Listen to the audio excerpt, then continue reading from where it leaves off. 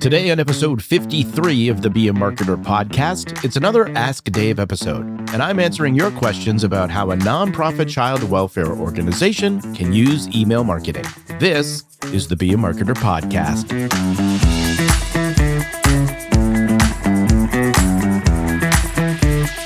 Be a Marketer. I'm your host, Dave Charest, Director of Small Business Success at Constant Contact, and I help small business owners like you make sense of online marketing. And on this podcast, we'll explore how to find the time to be a marketer. Remember, friend, you can be a marketer, and at Constant Contact, we're here to help.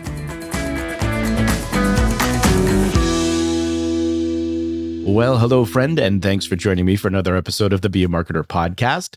Today, we have another Ask Dave episode, and we have a great question for you. But before we get to that, it's not only an Ask Dave episode, we've also got another guest with us here today that I'd like to introduce to you, Kelsey Carter. Kelsey, hello. Hello. I'm so happy to be here. Kelsey is our new brand production coordinator, and we're excited to have you here. Thank you so much for agreeing to jump onto this craziness with me. I don't know if agreeing was the right choice because you're just like, Kelsey, you have to do this. No, of course, I'm very happy to be on here with you. You have some great content and I'm excited to help you coordinate it. Well, like I said, we're excited to have you here. I think it's a good opportunity to have people take a break from just listening to me drone on and on about all this marketing stuff, but hopefully these will be enjoyable for people as well. So I know we have a question, but before we get to it, since people, I've been doing this, this is episode 53. So we've been doing this for a while. Some people know about me. What do people need to know about you, Kelsey? Do we need a fun fact here? I think we do need a fun fact because you love it so much. Hold on. Before, I don't necessarily love it so much. It's just that's a thing that we've done at Constant Contact for many years. So we like to, but it is fun to hear something that you might think is a fun fact. So now I've heard a couple of them. So I'm curious as to which one you're going to share now. Ooh, should I do two for the price of one? Oh. No. Ooh, maybe I will. Or maybe you'll do a surprise one. I don't know. I could. So I used to be a zookeeper for York's Wild Kingdom in Maine. And there I would actually run the snake photo booth. So I would have a boa constrictor around my neck and I would place it on people and take their picture. So that was definitely, I used to want to be a zoologist, so hence working at a zoo. So yeah, that is pretty exciting, I think. And then another fun fact, I guess you deserve it, is that I'm an ordained minister. So if anyone needs to get married, I am your girl. Well, there you go. Enamored with this idea of you just randomly putting a snake on people and scaring them and taking their picture versus them actually asking for having it done. But people have asked if I should combine the two. Should I put a snake on people and then get them married? Yeah, I think I like it. Well, like I said, excited to have you here. And I know you have a question for us. So why don't you let us know what it is? Yeah, so we have a question from Amanda, who is a marketing and communications coordinator at a nonprofit child welfare organization. So she asks, how can a child nonprofit welfare organization utilize email marketing? I sent info about donation opportunities and events. Excellent. Okay, so this is a great question, Amanda. Thank you for sending that in. So I'm going to assume here we're talking about, again, a child welfare organization. So we're talking about activities, programs, things like that put children in safe environments and help them flourish and do all of those things within the local community, right? And I think one of the things that's really important and this is important just across all marketing, I think, but if you start to look at just nonprofit work specifically, at the end of the day, it's really all about community.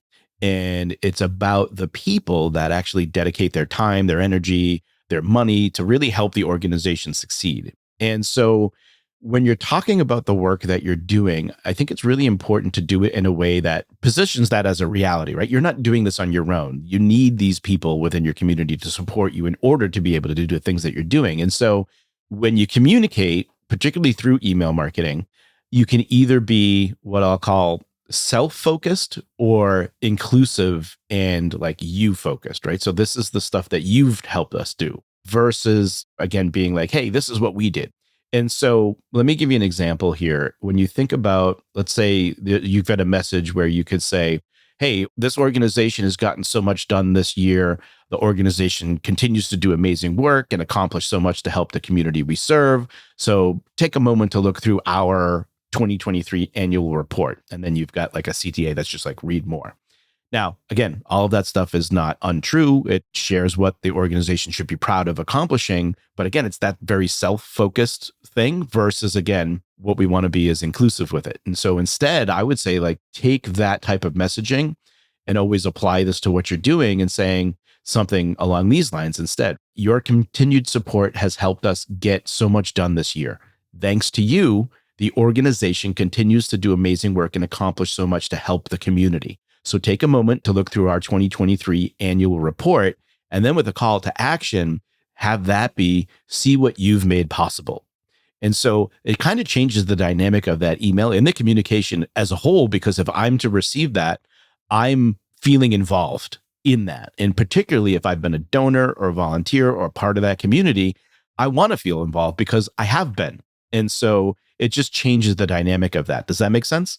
Yeah, exactly. I think it's important for your audience to see the impact that they're making. And even in those emails going off of that, they can include like success stories. They can highlight Amanda works for a nonprofit child welfare organization. They can highlight a family or a success story. So stuff like that is really important. Yeah, I think just storytelling in general, again, I think this applies to every type of business, but particularly nonprofits, because it's all about here's what's happened. And because it's a nonprofit, you're usually talking about some type of inequity or something like that that has like a challenge you're trying to overcome. And so, yeah, I think that's just a good point. Yeah, just thinking through like, how do you tell that story and how do you make people feel involved and see the reality of what they're able to actually help with when they're donating, whatever it may be, whether time, money, or anything like that. I think another thing to really think about too is if there are going to be times, and I think you should, send personal letters from the people involved with the nonprofit. So this could be people like your executive directors, all the people like the volunteer manager, like whatever it is. And I think when you send those things out, you really want to make sure that you're sending those with, I think it's important to use the personal name sometime, right? So it's not just from the organization, but if you're going to use the person's personal name, the person's personal.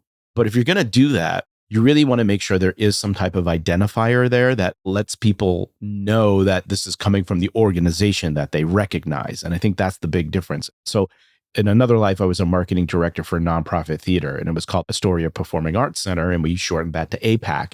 And so from time to time, if I were sending something out or the executive director, we would use our first names and have at APAC in the from name. That way people would know, hey, this is Dave, not some random person that's emailing you, because I have gotten emails like that from businesses and nonprofits that I'm like, who's this? I think I was saying that there's somebody like a Bianca emailed me the other day and I was like, who's Bianca? I don't know what this is all about, but it happened to be from a program that I use. I'm like, oh, well, if I knew the program, I'd be like, oh, okay. Like I recognize that. And so I think it's really important for somebody to just get that personal touch, but also in a way that they're going to know that like, oh, this is from this particular group.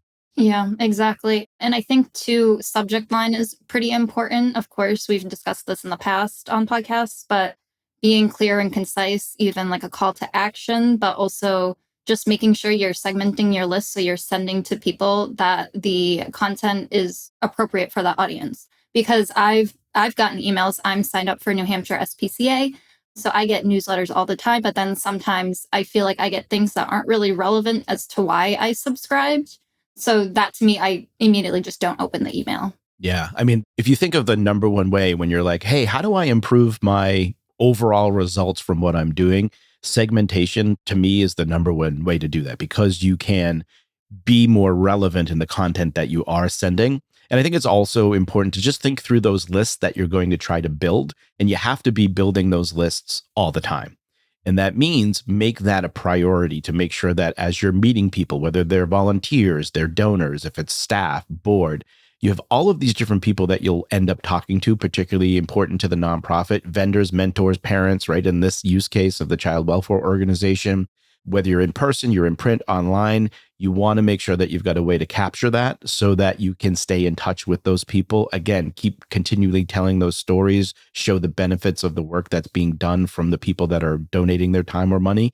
And a good way to do this with your constant contact, of course, is you can create lists within your account and think through what those things would look like. But you can also create forms that go directly to those lists. And you can create a more kind of catch-all form that also allows people to choose the list that they want to be on, if that makes more sense for you. But A sign up landing page is a great way to do this. You can even use that, like a QR code, for example, that points to that page.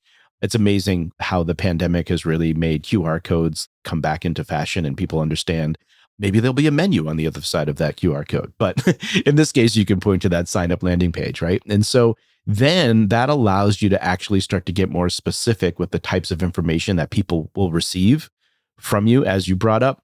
And this, you can even, like I mentioned, allow them to kind of sign up for those lists on their own by letting them see that on the sign up form. And then that is just going to allow you to be more specific in that messaging and just get better results. I think the other thing to really think through here too is just figure out what your frequency is going to be. And this is something that I think is not just typical of nonprofits, because I know everybody's strapped for time, but because it's time and resources that really come into play here, that oftentimes you're saying like, okay, I'm going to send once a month maybe, and I'm going to include all the information because it's been so long between the last time I've sent anything that I've got to catch everybody up. And what that really ends up doing is actually hurting you more than helping you, because people tend to not spend a lot of time with an email, if we're being blatantly honest about it. They'll look at it, they'll scan it, and if something catches their eye, maybe they'll click through, or if a story particularly gets them, they'll finish and it'll pull them in. But if you've got just a whole bunch of stuff in there, it becomes almost like okay, let me see what's going on, because we tend to scan first online, and you just end up at a certain point dropping off, and people don't even pay attention to what's at the bottom of the newsletter, for example. And we see this time and time again when we look at, for example, your constant contact account has heat maps in it, and you can look and see where people are clicking and where the concentration of clicks is happening within your email. And you'll see that drop off dramatically after maybe the third link. And so it's important to really think about, okay, if you're trying to put so much into an email, you're spending a lot of time on that particular email.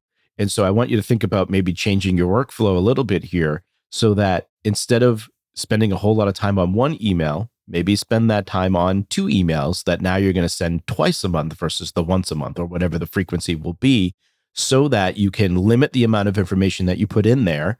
You're going to benefit from a higher frequency of send, because people will, again, be thinking about you more often, because at the end of the day, this is always about keeping your business, your nonprofit, whatever it is, top of mind. And you're making it easier for people to scan that information and get what they need from it. So I think a personal note, maybe at the beginning, a little introduction to the newsletter that highlights some things to think about. And then after that, limit yourself to 3 sections if you can, because that's going to allow people to kind of get more from the newsletter, and people are going to get more of that information. And you'll often find we're like, oh, it was in the newsletter, you didn't see that? And people are like, no, I didn't see that, because it was buried all the way down to the bottom, right? And so just something to think about there. Yeah, and to go off that too, I think a lot of people nowadays are viewing emails on their phone. So the danger of having so much information on your phone is that people are just going to see it. It's going to look a lot of text. They're just going to scroll, or just not even just click it as soon as they open. So that's something you want to be conscious about. Yeah. Yeah. And I think even just think of too, where are the places where you can use some automation? And particularly this is important, I think, when you think of, we mentioned those lists, for example. So imagine I'm a new volunteer and I get added to that volunteer list, and I automatically get an email that tells me some details I need to know about being a volunteer. What are the things I need to know?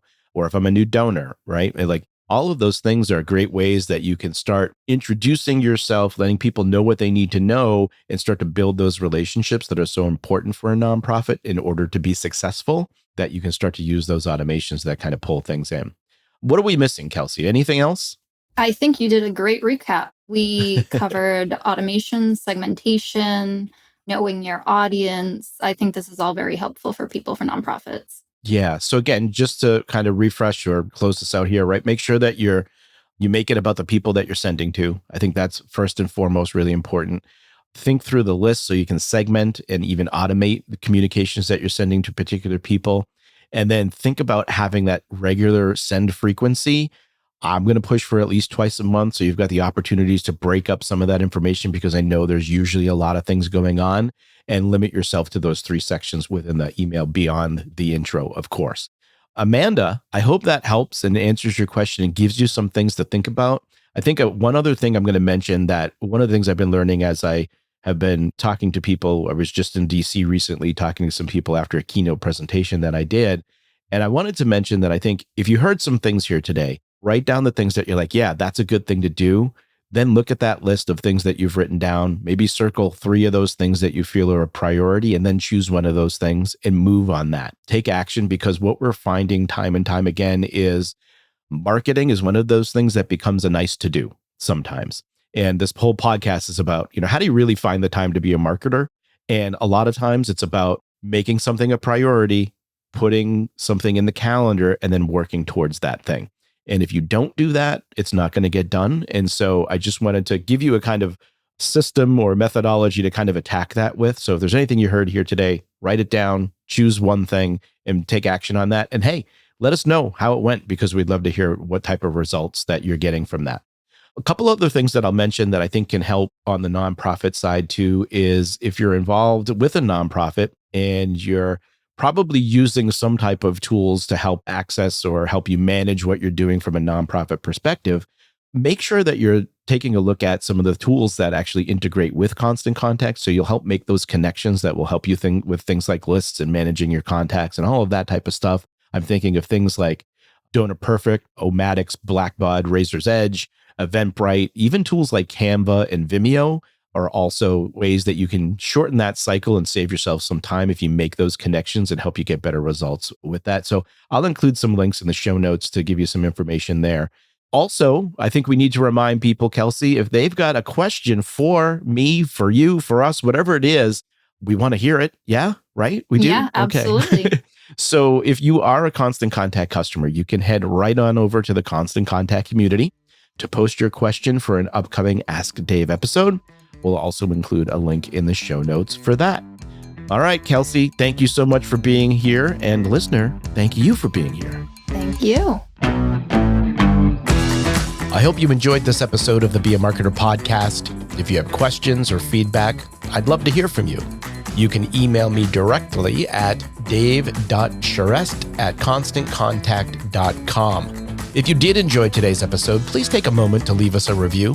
Your honest feedback will help other small business marketers like yourself find the show. Well, friend, I hope you enjoy the rest of your day and continued success to you and your business.